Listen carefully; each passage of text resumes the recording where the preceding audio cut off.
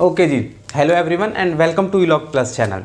तो अब हम अपनी एक्सरसाइज 1.2 देखेंगे। इसमें फंक्शंस देखेंगे, मोस्ट इंपॉर्टेंट एक्सरसाइज। तो आपने पूरे एक साल लगा दी भैया आपने पढ़ते पढ़ते, ठीक है। तो जैसे कि मैंने कहा क्रैश कोर्स है, तो हम बस फंक्शन देखेंगे, समझेंगे इस कॉन्सेप्ट को, one function onto functions. पूरे कॉन्सेप्ट को समझने के बाद 2-4 क्वेश्चन देखेंगे एज अ प्रैक्टिस के लिए। फिर उसके बाद आपके जो भी डाउट्स वगैरह हो आप हमारे साथ व्हाट्सएप ग्रुप में जुड़े और वहाँ पर डिस्कस कर ले, कुछ भी हो तो, ठीक है। सारे क्वेश्चंस ऑब्वियसली नहीं कर पाएंगे, और आप एक साल से क्या कर रहे थे अगर हम अब सारे क्वेश्चन करेंगे तो, ठीक है। तो मैं कॉन्सेप्ट पर वर्क कर रहा हूँ, कॉन्सेप्ट को कैसे समझ में आए और कैसे याद रहे, हमें मेरा पूरा ध्यान इस चीज़ पर रहेगा, ठीक है। तो 1.2 जो हमारी एक्सरसाइज है फंक्शन है, हालांकि 11th में हम ये फंक्शन डिस्कस कर चुके होते हैं, ठीक है। और इनफैक्ट अब तो हमें 1 ऑन 2 मतलब types of functions 1 many 1 on 2 into ये सब में जाना होता है। एडवांस लेवल चला जाता है इसका भी फंक्शंस में, ठीक है। अभी मैं इस पर बात करने वाला हूँ कि कहाँ कहाँ तक हम इसमें जा सकते हैं बिना ज़्यादा बात करे, जो कि मैं एज यूजुअल कर लेता हूँ। बिना ज़्यादा बात करे अब हम फंक्शंस की बात करते हैं, ठीक है। फंक्शंस क्या होता है भाई? ये फंक्शन देखो, हमने बात की थी फंक्शंस ही है जो कुछ है मैथ्स में, ठीक है। मैथ्स में कुछ और है ही नहीं। और ये फंक्शंस क्या होते हैं? फंक्शंस होता है एक मशीन, एक तरह की मशीन। इस मशीन में जो हम डालते हैं, समझ रहे हो, जो हम डालते हैं उसे डोमेन कहते हैं, ठीक है, उसे डोमेन कहते हैं।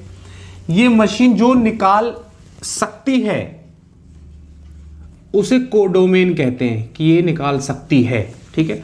लेकिन जो निकालती है ये एक्चुअली में, उसे रेंज कहते हैं, ठीक है। जो हम डालते हैं उसे डोमेन कहते हैं, जो निकाल सकती है ये मशीन, जो हमें दे सकती है, उसे कोडोमेन कहते हैं। और जो एक्चुअली में ये निकालती है, जो ये आउटपुट आता है, उसे रेंज कहते हैं, ठीक है। ये तो कहने की बातें हो गई।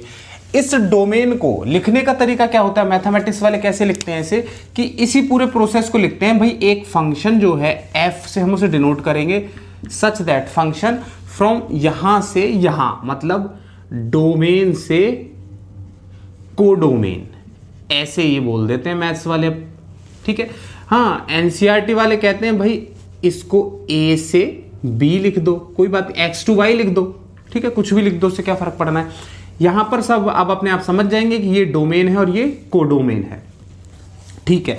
लेकिन ये इंपॉर्टेंट है, ये प्यार भरा है, ये दिल में रखना है इसे, कि ये जो फंक्शन है ना, ये चीज क्या है? ये मशीन है। हर वक्त मशीन बदलेगी। फंक्शन कई बार वो कुछ भी बोल देगा, जैसे f x equal to x, f x equal to x square, f x equal to sine x.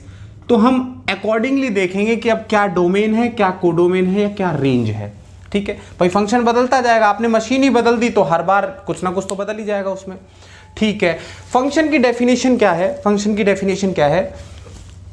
Function की डेफिनेशन समझो। अगर मैं अब सीधा सीधा एक डेफिनेशन लिखूं, ठीक है, डेफिनेशन देखो, ठीक है, देखो, इफ एवरी एलिमेंट ऑफ ए बोल दूं या मैं डोमेन बोल दूं, if every element of domain has one and only one element of codomain, इस बात को समझो, इसको तो बिल्कुल और भी ज्यादा समझो, ठीक है। कह क्या रहा है ये? हमें बात समझनी है कि डोमेन और कोडोमेन क्या है। समझ रहे हो ना ये चीज, कि भाई एक फंक्शन है जो ए से बी पर है, ऐसे चलेगा। जैसे ए को अब ऐसे बनाने की कोशिश करते हैं, बी को अब ऐसे, ठीक है। हम कह क्या रहे थे? देखो, हमने पढ़ा था पहले एक सेट पढ़ते हैं, हम एक और सेट पढ़ते हैं, दोनों सेट का हम क्रॉस प्रोडक्ट पढ़ते हैं। इस क्रॉस प्रोडक्ट का कोई सबसेट, क्रॉस प्रोडक्ट पता है ना हमें कैसे आते हैं? इस टाइप से आते हैं, मतलब ए कोमा बी टाइप से, such that A belongs to A and B belongs to B होता है, ठीक है। इस टाइप से A क्रॉस B होता है। इसी का कोई सबसेट जो होता है हम उसे R बोलते हैं, और वही R फंक्शन बन जाता है कब? जब वो एक स्पेशल रूल फॉलो करे। ये वाला रूल क्या है जी? ये वाला रूल कि डोमेन का हर एलिमेंट के पास एक और सिर्फ एक एलिमेंट ऐसा रहेगा जो उसके साथ कनेक्टेड होगा कोडोमेन में। समझो इस बात को, ठीक है। तो हम उसे फंक्शन बोल देते हैं। तो ये जो ए और बी थे बेसिकली है तो आर ही ना, ए और बी ऐसे ही होंगे, ए और b, function from a to b, ठीक है। 1 2 3 ए बी सी और डी, ये मान लिया जी हमने, ठीक है। ये हमारे कोडोमेन में है, ये हमारे डोमेन में है। हम फंक्शन की बात कर रहे हैं। फंक्शन देखो कहता कि क्या कह रहा है, if every element of domain, domain का हर एलिमेंट, ठीक है, has one and only one element of codomain, मतलब कोडोमेन का सिर्फ एक और एक ही एलिमेंट, मतलब इसके अलावा अब एक और एलिमेंट अगर कोडोमेन का होगा ना तो वो मान्य नहीं किया जाएगा। समझ रहे हो, ये फंक्शन कह रहा है, ठीक है। और ये भी कह रहा है कि if every element of domain, ये एवरी एलिमेंट, ऐसा नहीं कि आप एक आध को छोड़ दोगे, समझ रहे हो, मतलब if every element of domain has one and only one element of codomain, तो हम उसे फंक्शन बोलते हैं। समझो अब इस बात को, मैं सीधी सी बात करूं अगर और क्वेश्चंस की, मैं आपसे सीधा बोलूं कि ये फंक्शन है या नहीं, ठीक है। अब हम डिस्कार्ड करना शुरू करते हैं। जैसे मैं अब ये लिख देता हूं आपके सामने, फर्स्ट है 1 2 3 ए बी सी डी, ठीक है। आपको बताना है जी ये फंक्शंस हैं या नहीं है, बताओ ये फंक्शन है या नहीं है, ठीक है। ए बी सी डी,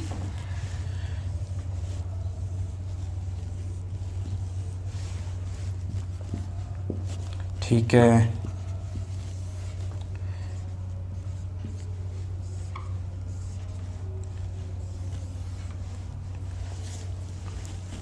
ठीक है, और क्या लिखें,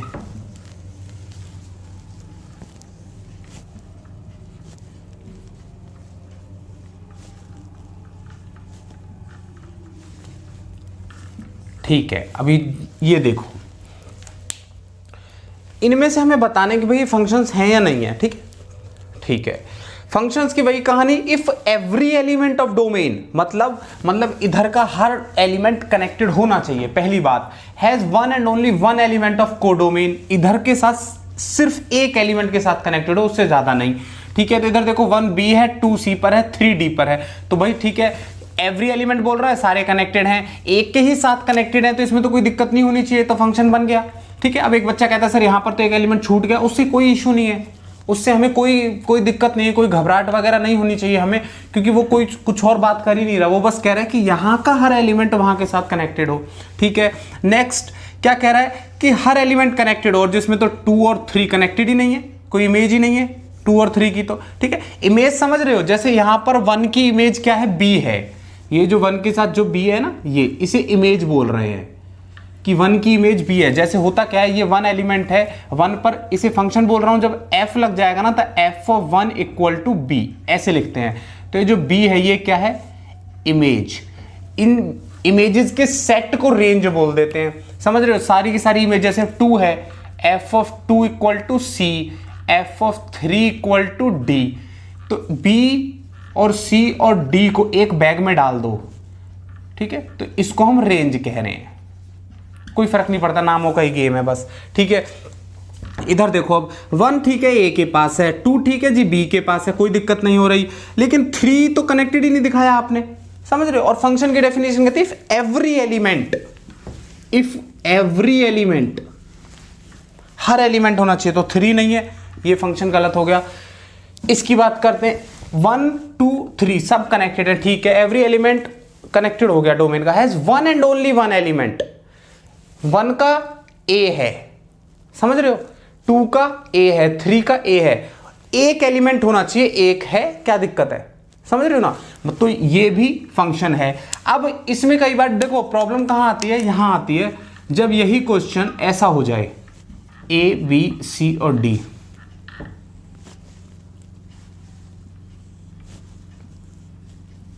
ऐसे। अब बताओ जी क्या ये फंक्शन है या नहीं है। फिर से वही देखते हैं, every element must have an image, मतलब कनेक्शन हो हर एलिमेंट के साथ, ठीक है। वो है, 1 का भी है, 2 का भी है, 3 का भी है, सिर्फ एक के साथ। यहां देखो 1 है ना, 1 पर अगर मैं F लगा दूं तो वो B पे चला जाएगा, और यहां अगर मैं 1 पर एक और F लगाता तो वो C पर भी चला जा रहा था, वो B पर भी जा रहा है और C पर भी जा रहा है। तो बेसिकली 2 इमेजेस हो गई। तो आना सिर्फ एक ही चाहिए था, 1 and only 1 element of codomain. यहां कोडोमेन के 2 एलिमेंट आ गए, तो इसका मतलब ये भी फंक्शन नहीं है। बात आई समझ में? नहीं आई होगी। अब देखो इसे याद करने का तरीका बताता हूं मैं एक आपको, कैसे याद करते हैं। यहां जो सेट है ना, इसे तो चाइल्ड मान लो, चिल्ड्रन का सेट बोल दो, ठीक है, बच्चे, मन के सच्चे।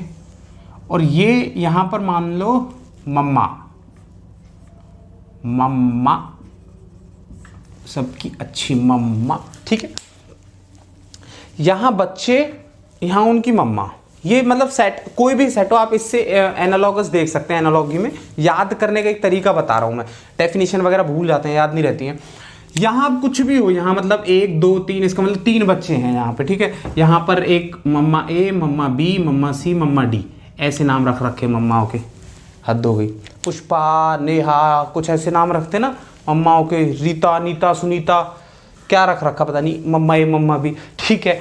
देखो चिल्ड्रन 3 बच्चे और उनकी मम्मा, ठीक है। अब जब आप कनेक्शन करोगे ना तो उस हिसाब से करना। अब जो कुछ भी अब आप कनेक्ट करो, जैसे 1 को अगर मैं B के साथ कनेक्ट कर दूं, मतलब 1 की जो मदर है वो B है, ठीक है। उसी हिसाब से चलते रहो। जैसे अब यहां पर बच्चे हैं, हर बच्चे की कोई ना कोई माँ तो होनी चाहिए भाई, होगी ही, बच्चा आया तो माँ तो होगी ना। तो हर बच्चे का कहीं ना कहीं कनेक्शन होना चाहिए। ये वही पहली चीज हमारी कंडीशन की, फंक्शन की सेटिस्फाई हो गई कि हर बच्चे की माँ होनी चाहिए। एक और एक ही माँ होनी चाहिए, मतलब 2 बच्चों की तो एक माँ हो सकती है, लेकिन एक बच्चे की 2 माँ नहीं हो सकती। जैसे देखो अगर मैं इसको यूं करके दिखा देता आपको, अब आपसे पूछता कि फंक्शन है, बिल्कुल भाई इस बच्चे की ये माँ है, इस बच्चे की ये माँ है, कोई दिक्कत नहीं है। लेकिन अगर मैं इसी चीज को ऐसे दिखा देता, मतलब फॉर एग्जांपल मान लो अगर मैं इसी चीज को कहता, इन्हीं की तरह भी समझ सकते हैं हम इसे, जैसे 1 2 3 ABCD, ये कहता है इस बच्चे की ये माँ है और इसकी ये है और ये है, ठीक है। अब देखो हर बच्चे की माँ होनी चाहिए, वो है, लेकिन यहां क्या है, इसका मतलब क्या है कि इस बच्चे की ये भी माँ है और इस बच्चे की C ये भी माँ है। अब एक बच्चे की 2 माँ कैसे, 4.5 महीने इधर और 4.5 महीने इधर ऐसा तो नहीं हो सकता। तो एक बच्चे की 2 माँ नहीं हो सकती, ये चिल्ड्रन का और ये मदर का अगर सेट है तो बेसिकली ये फंक्शन की कंडीशन को वायलेट कर रहा है, ठीक है। याद करने का तरीका है। जैसे इधर देखो, एक बच्चे की ये माँ, एक बच्चे की ये माँ, एक बच्चे की, ठीक है, हर किसी के अलग, तो फंक्शन तो बन गया, ठीक है, कोई दिक्कत नहीं है। इस बच्चे की ये भी माँ है, ये भी माँ है, ये भी माँ है, ऐसे कैसे हो सकता है? एक बच्चे की 4 माँ, तो फंक्शन नहीं बना। दूसरी चीज, हर बच्चे की माँ होनी चाहिए, इसमें सेकंड बच्चा और थर्ड बेचारा, बेचारे इनकी तो माएँ नहीं दी गई हैं, होनी चाहिए माएँ, तो ठीक है, ये गलत है, हम नहीं सह सकते। इसमें देखो ये वाला बच्चा, इसकी माँ कहाँ है भाई, ये गलत है, पाप है, तो होना चाहिए। इधर 3 बच्चों की एक माँ, हमें कोई दिक्कत नहीं है, एक माँ के 3 बच्चे हो सकते हैं भाई, ठीक है, हमें कोई दिक्कत नहीं है इससे। इधर देखो इस बच्चे की B भी मदर है और C भी मदर है, ये भी गलत हो गया, समझ रहे हो? तो ये एक ऐसा तरीका है जिससे कि आप इसे भूल भी जाओ तो एक चिल्ड्रन और मदर वाले कॉन्सेप्ट से याद रख सकते हो, याद रखने का तरीका है, ठीक है।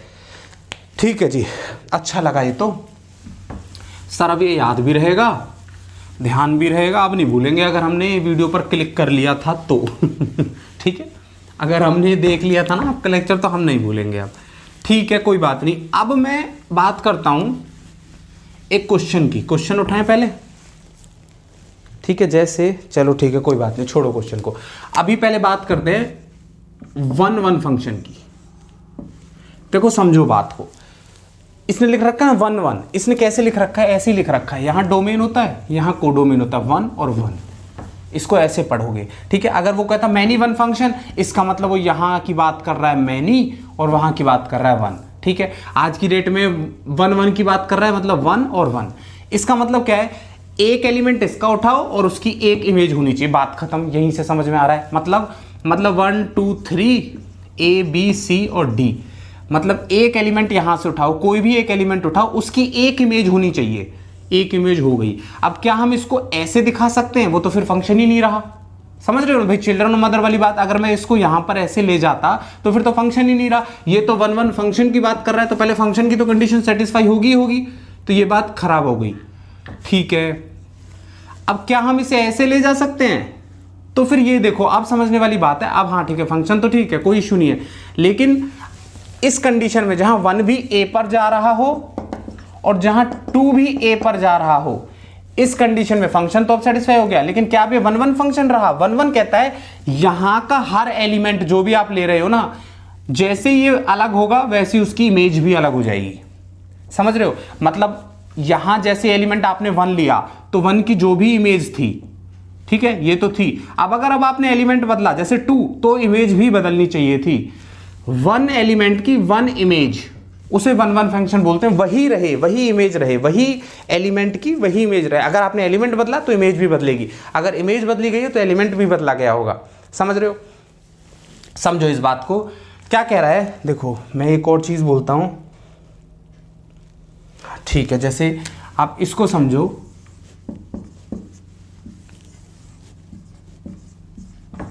हमने यही लिया है ना, ये लिया है हमने चिल्ड्रन, और हमारी ओ सॉरी मदर नहीं था, मम्मा थी हमारी, तो ठीक है। ठीक है, क्या दो बच्चों की,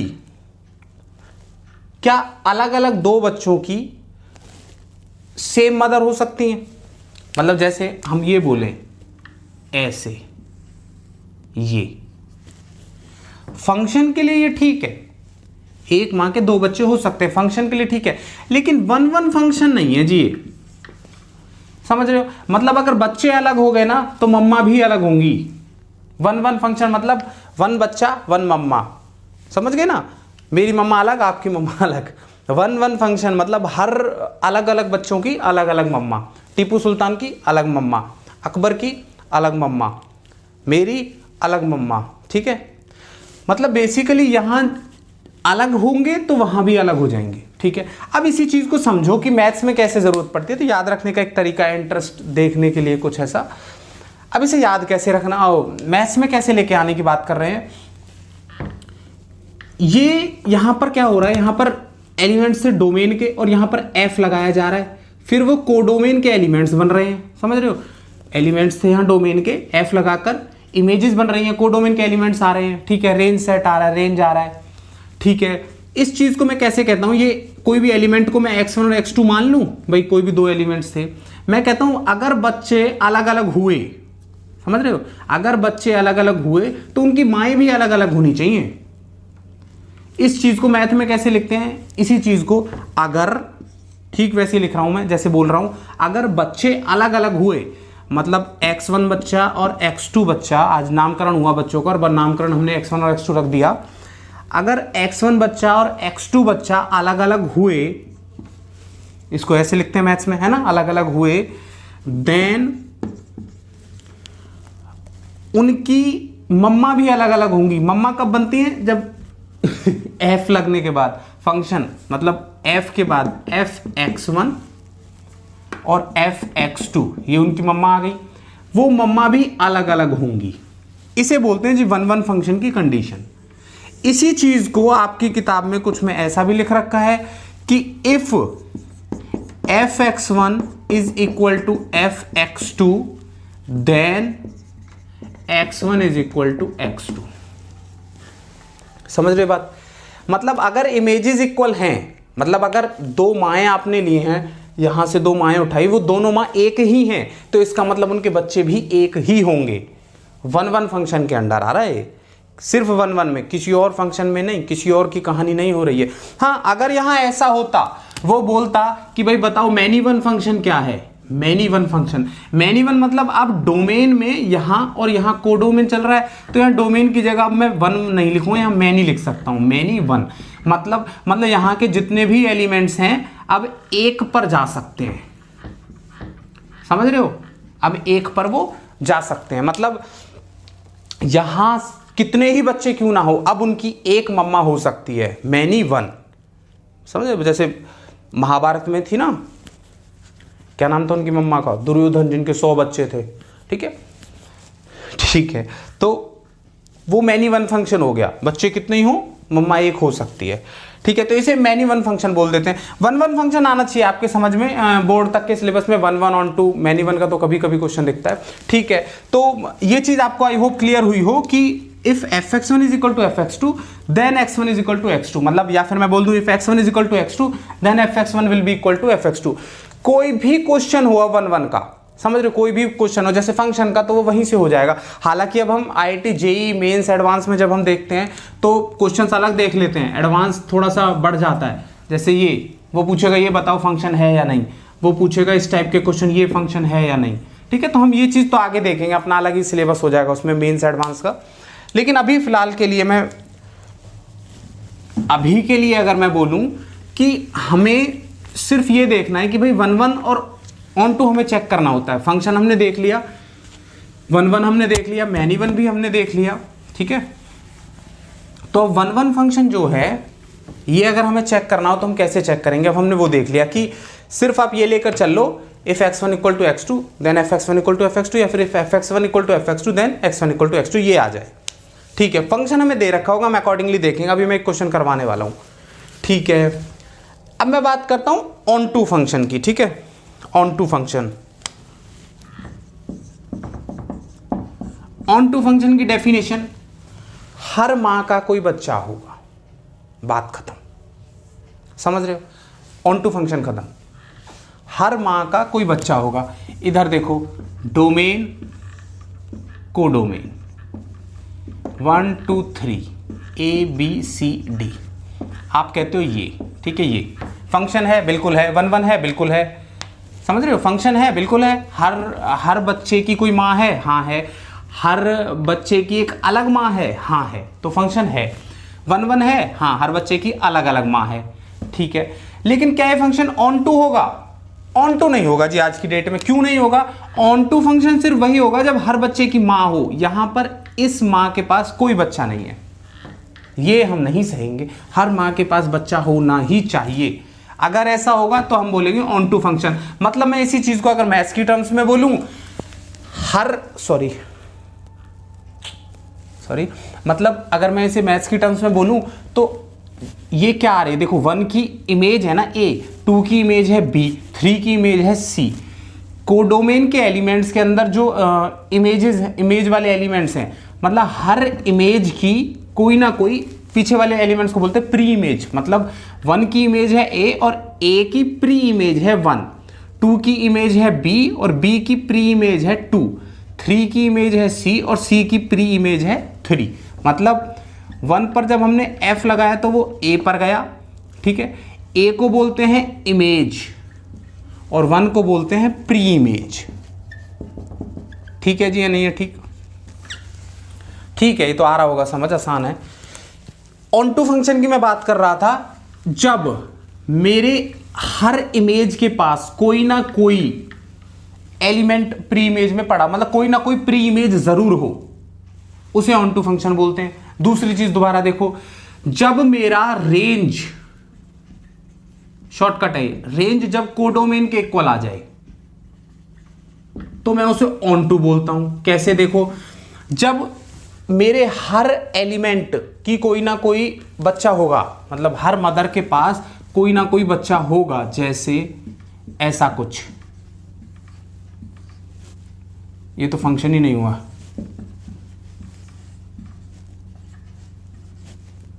ये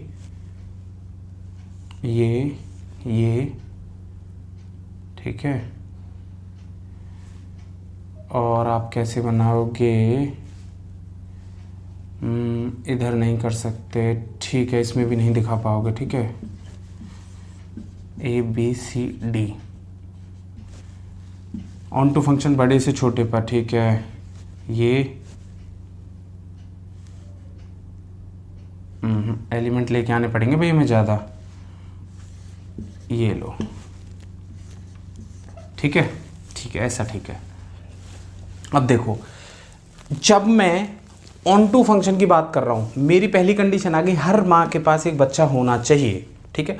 कोई भी हो, कैसा भी हो, यूनिक वगैरह की बात नहीं कर रहा है वो, बस हर कोडोमेन का हर एलिमेंट कनेक्टेड होना चाहिए डोमेन के हर एलिमेंट के साथ, सिंपल और शॉर्ट भाषा में।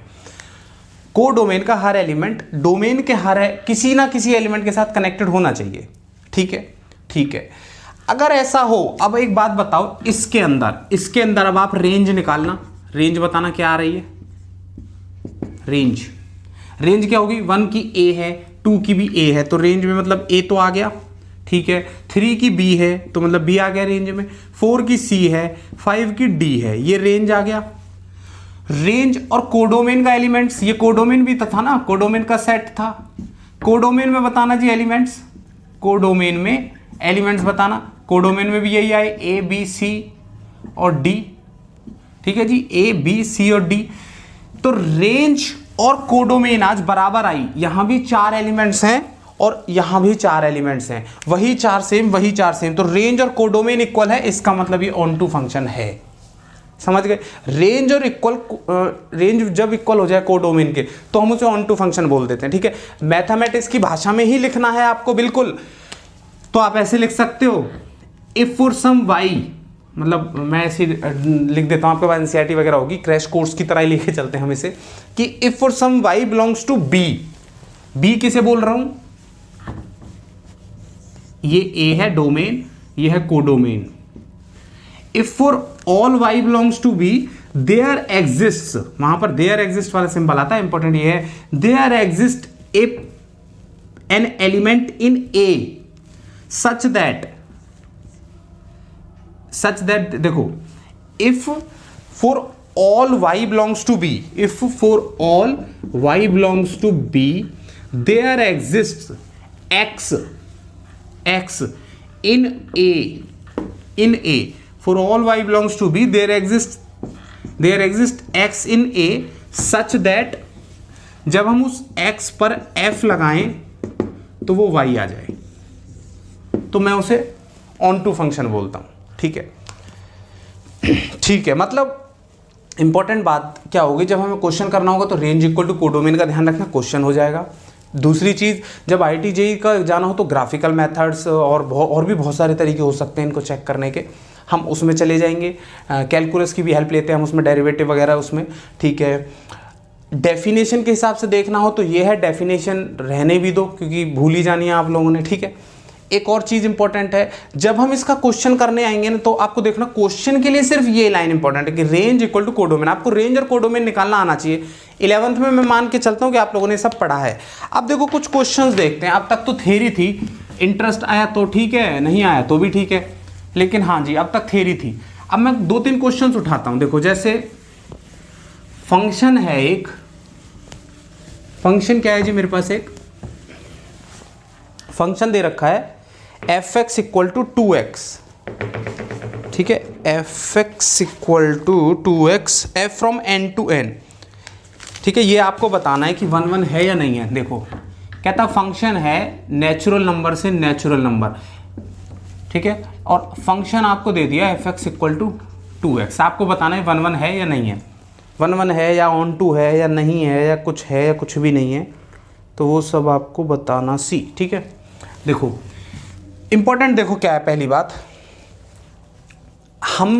हमें मैंने बोला कि फंक्शन एक मशीन है तो कुछ डाल भी रहे हो, कुछ आ सकता है, तो वो क्या है, वो मतलब ये जो डोमेन है और जो कोडोमेन है वो क्या है, डोमेन है नेचुरल नंबर्स, कोडोमेन क्या है, वो भी एक नेचुरल नंबर का सेट है। नेचुरल नंबर कौन कौन से होते हैं, 1 2 3 4, समझ रहे हो, ऐसे चलता रहता है तो। और कोडोमेन वो भी तो ऐसा ही है, इनफाइनाइट सेट है भाई, नेचुरल नंबर 1 2 3 ऐसे चलता रहेगा। ठीक है, 4 5 जो भी है, समझ गए। ठीक है, तो ये आज डोमेन है और ये कोडोमेन है। अब हमें क्या करना है, हमें बताना है कि फंक्शन 1 1 है या नहीं है। 1 1 के लिए सबसे आसान काम fx1 equal to fx2 if करके चलो, ये करके चलो हमेशा, और x1 इक्वल टू x2 पर आकर अटक जाना। अगर अटक गए, ये आ गया तो 1 1 है, वरना नहीं देखेंगे, वरना कुछ और देखेंगे, कोई और एग्जांपल देख लेंगे। ठीक है, ठीक है, मतलब 1 1 कैसा होता है कि भाई हर एलिमेंट के लिए अलग इमेज होगी, हर अलग बच्चे की अलग माँ होगी। ठीक है, तो उसे हम 1 1 बोलते हैं। तो अगर हमारे 2 एलिमेंट हम दिखा दें कि किसी एक पर जा रहे हों तो 1 1 नहीं रहेगा, लेकिन कौन ढूंढेगा इतने सारे एलिमेंट अभी। ठीक है, तो आसान काम क्या है, ये लेकर चलो, देख लो कि ऐसा कुछ कर पा रहे हो या नहीं। ठीक है, तो fx1 equal to fx2, x की जगह x1, मतलब ये आ जाएगा 2x1 इक्वल टू 2x2। 2 से 2 आप कैंसिल कर ही दोगे, ये तो 2 ही स्टेप में हो गया। इसका मतलब ये तो सीधा सीधा क्लियर है कि f इज 1 1। ठीक है, तो बस वो मेहनत बच गई हमारी, हम वरना और काउंटर वगैरह ढूंढने पड़ते हैं हमें। ठीक है, ऑन टू की बात करें तो अभी ऑन टू बड़ी आफत वाला काम करता है हमें। ठीक है, हमें ऑन टू समझ में तो आ गया कि ये माएँ हैं इतनी सारी, natural number infinite set, infinite माएँ होगी धरती पर, हर माँ के पास एक बच्चा हो। अब इसे कैसे चेक करें, अब इसमें ये मेहनत वाला काम है। लेकिन मैंने कहा कि क्वेश्चन जब करना हो तो हमारे पास एक ही तरीका है, ये अच्छा है, मतलब range equal to codomain. Codomain आज हमें पता है, कोडोमेन तो हमें पता ही है ना, ये रहा नेचुरल नंबर है हमारे पास, कोडोमेन नेचुरल नंबर है। तो जब रेंज हमारी नेचुरल नंबर के इक्वल आ जाएगी ना, तब हम बोल देंगे कि ऑन टू फंक्शन है। तो बस मुझे रेंज निकालनी है भाई, समझ रहे हो? ऑन टू फंक्शन चेक करने के लिए मुझे रेंज निकालनी है। रेंज निकालना fx इक्वल टू 2x। देखो जब मैं रेंज निकालने चलूंगा ना, तब मुझे एक चीज दिख जाएगी, रेंज का जो सेट होगा, x की वैल्यू 1 डालूंगा। ठीक है, इस फंक्शन में मेरे को डालना तो इसी फंक्शन में पड़ेगा ना, fx equal to 2x। x की वैल्यू जब मैं 1 डालूंगा तो मुझे जो इस मशीन में मैं डालूंगा, इसे डोमेन कहते हैं। कोडोमेन जो आ सकता है नेचुरल नंबर, और जो आता है उसे रेंज बोलते हैं। आएगा क्या, 1 डालूंगा तो वो 2 बना देगा उसको, मैं 2 डालूंगा तो वो 4 बना देगा फंक्शन, ये जो मशीन है। मैं 3 डालूंगा तो इसको 3 2 6 बना देगा, मैं 4 डालूंगा 4 2 8 बना देगा। मतलब हर नंबर को मैं जो भी डाल रहा हूं नेचुरल नंबर, उसको 2 से मल्टीप्लाई कर देगा। इसका मतलब इवन नंबर बना देगा, उसको 2 से मल्टीप्लाई, मतलब जो भी मेरी रेंज आएगी वो इवन नंबर ही आएगा इसमें। मतलब समझ रहे हो, इवन नंबर 2 4 6 8 ऐसा आएगा। क्या कभी 1 आ पाएगा? मतलब ये मेरा रेंज सेट है ना, 2 4 6 8 10 12। क्या ये नेचुरल नंबर का सेट बन रहा है? क्या ये नेचुरल नंबर का सेट है? नहीं है। क्यों? क्योंकि नेचुरल नंबर में तो 1 भी था, 3 भी था, 5 भी है। तो इसका मतलब range is not equal to codomain आ गया। इसका मतलब this is not an onto function. दोबारा समझो, पॉइंट ये है कि क्या रेंज में मेरे पास 1 नहीं आया, 3 नहीं आया, 5 नहीं आया, तो बेसिकली इधर तो 1 भी है ना। और हमारी ऑन टू फंक्शन की शर्त क्या थी कि हर माँ का बच्चा होना चाहिए। मतलब 1 नाम की जो माँ है उसके पास भी एक बच्चा होना चाहिए। बच्चा मतलब कोई ऐसा एलिमेंट यहां पर होना चाहिए x, जिस पर मैं f लगाऊं तो वो 1 मिल जाए मुझे। समझ रहे हो? fx है क्या 2x, x है क्या 1/2। मतलब समझो कि वो जो 1 नाम की माँ है ना, उसका जो बच्चा होगा वो ऐसा होगा 1/2। मतलब जो 1 नामक मदर है ना, इधर मम्मा है जो, उनका बच्चा ऐसा होगा दिखने में 1/2। और 1/2 नामक बच्चा तो नेचुरल नंबर के सेट में होता ही नहीं। 1/2 तो नेचुरल नंबर का सेट है ना, 1/2 नेचुरल नंबर नहीं होता है। 0.5 है 1/2, ये नेचुरल नंबर नहीं है। तो इस सेट में ऐसा कोई बच्चा नहीं है जो ऐसा हो। और इस मम्मा का तो कहना है मुझे बच्चा ऐसा चाहिए। इस मम्मा को छोड़ो, इस मम्मा की बात करना।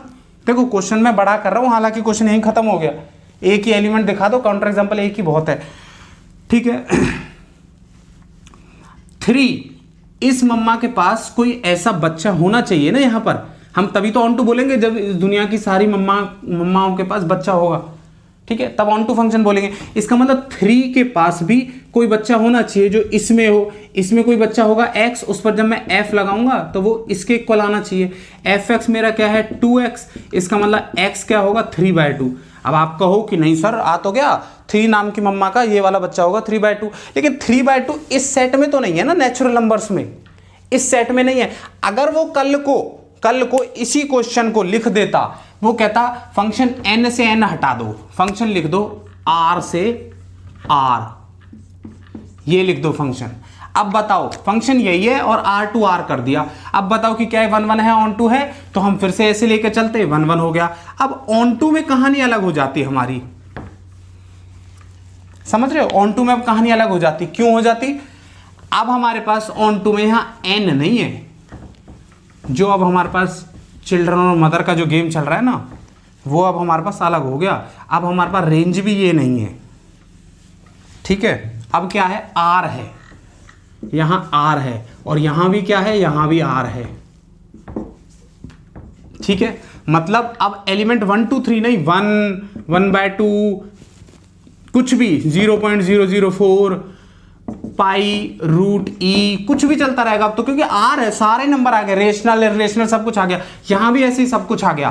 तो अब यहां कोई भी आप एलिमेंट ले लो, ठीक है, कोई भी आप y बिलोंग्स टू b बोल दो, अगर ऐसे हो तो for all y belongs to b, समझ रहे हो, मतलब y के लिए कोई एक ऐसा एलिमेंट इसमें जरूर एग्जिस्ट करेगा जिस पर अगर मैं f लगाऊं तो वो उसके इक्वल होगा। जैसे आज हमने 1 लिया था, अभी भी हम मान लो 1 ले लें, हमारे पास क्वेश्चन तो यही है, तो 2x = 1, अब x = 1/2 आ गया। अब इस 1 नामक मम्मा के पास 1/2 का बच्चा होगा, 1/2 वाला बच्चा होगा। 1/2 तो आज यहाँ आ सकता है ना, क्योंकि रियल नंबर है और 1/2 तो रियल नंबर है, तो इसका मतलब आज ये बच्चा इसका एक्सेप्ट हो जाएगा। ऐसे कोई भी आप ऐसे कोई भी एलिमेंट ले लो, इधर आप कोई भी एलिमेंट ले लो, पाई ले लो, पाई के लिए मैं फिर वही f लगा दूंगा, तो कोई x, तो 2x = पाई, x = पाई/2 नामक बच्चा यहाँ होगा, यहाँ पाई/2 भी होगा। हमें कैसे पता सर होगा, क्योंकि रियल नंबर है, पाई/2 भी रियल नंबर है, तो वहाँ होगा ही होगा, ठीक है। तो इस टाइप से इसे आप समझ सकते हो, वरना ठीक है मैं मान के चलता हूँ ये क्लियर है, नहीं भी है तो कोई बात नहीं, धीरे धीरे हो जाएगा। मैंने बोल दिया है कि आप व्हाट्सएप डिस्क्रिप्शन में व्हाट्सएप है, लिंक है, आप लोग वहाँ आ जाओ और मतलब और हम लोग डिस्कस कर सकते हैं। जो भी कोई और डाउट हो, आपके पास कोई और इशू आ सकता है ना, आप बोलो सर मम्मा अगर इतनी हो गई फिर क्या करेंगे हम ठीक है, कोई और कुछ भी डाउट हो, ठीक है जी, ये चीज़ क्लियर है मेरे हिसाब से। और अगर आप कुछ देखना चाहो, कुछ पूछना चाहो पूछ लो, और तो अब आपने कर ही लिए होंगे, ठीक है। देखो जैसे एक और क्वेश्चन दे रखा है, fx = सिग्नम फंक्शन के नाम से इस दुनिया से जानती है, fx = 1 0 -1, ठीक है, x > 0, x = 0, x <0। Signum function बोल देते हैं जी इसे, ध्यान से समझें। अगर हम तो x की वैल्यू 0 पर ये है, जब भी x > 0 होगा, x जब भी 1 2 3 4 समथिंग होगा, तो fx क्या होगा, ये 1, और जब भी x < 0 होगा तो fx क्या होगा जी, -1, ठीक है। ये आपने ग्राफ्स के चैप्टर्स में पढ़े होते हैं कई बार, तो ठीक है। जब भी x > 0 होगा, मतलब x ये होगा, ये होगा, ये होगा, कुछ भी होगा इसमें, तो क्या हो जाएगा, 1 फंक्शन हो जाएगा ये, ठीक है। और जब भी x भाई ये होगा, <0 होगा, तो फंक्शन क्या हो जाएगा, ये ऐसे, ठीक है। और ठीक है ये चीज, ठीक है ना, और क्या सजाना इसको, ठीक है। अब देखो, अब एक क्वेश्चन करता है, कहता है 1 1 का बताओ भाई, 1 1 होगा या नहीं। 1 1 के लिए हमारे पास देखो डोमेन इसमें क्या दे दिया, R to R, इस फंक्शन में R to R, ठीक है, ठीक है। अब देखो function from R to R, ठीक है। 5th क्वेश्चन है जी आपका एक्सरसाइज 1.2 का, ठीक है। अब देखो जो ये है, जो भी गेम है हमारे पास R to R की है, मतलब यहाँ R है और यहाँ भी R है, ठीक है। हमने क्या कहा, 1 1 चेक करना है हमने। 1 1 में या तो fx1 = fx2 लगा दो, लेकिन अब तो उलझ सकते हैं हम, ठीक है। तो हर अलग बच्चे के लिए अलग माँ होनी चाहिए 1 1 के लिए। मुझे तो दिख रहा है यहाँ पर हर बच्चा, मतलब ये डोमेन ना, डोमेन तो ये रहा, x एक्सिस वाले को डोमेन बोलते हैं, x एक्सिस और y एक्सिस, ठीक है। x एक्सिस को डोमेन, y एक्सिस को कोडोमेन, x एक्सिस को बच्चा, y एक्सिस को मम्मा। तो हर बच्चे के लिए, मतलब इधर मान लो 1 था और इधर मान लो 2 था, बच्चा अलग हो गए, इधर 1 नामक बच्चा है और इधर 2 नामक बच्चा है, तो जो मम्मा होनी चाहिए वो भी अलग होनी चाहिए ना 1 1 के लिए, लेकिन मम्मा क्या आएगी, यही सेम मम्मा है सबके पास, 1 नामक मम्मा है।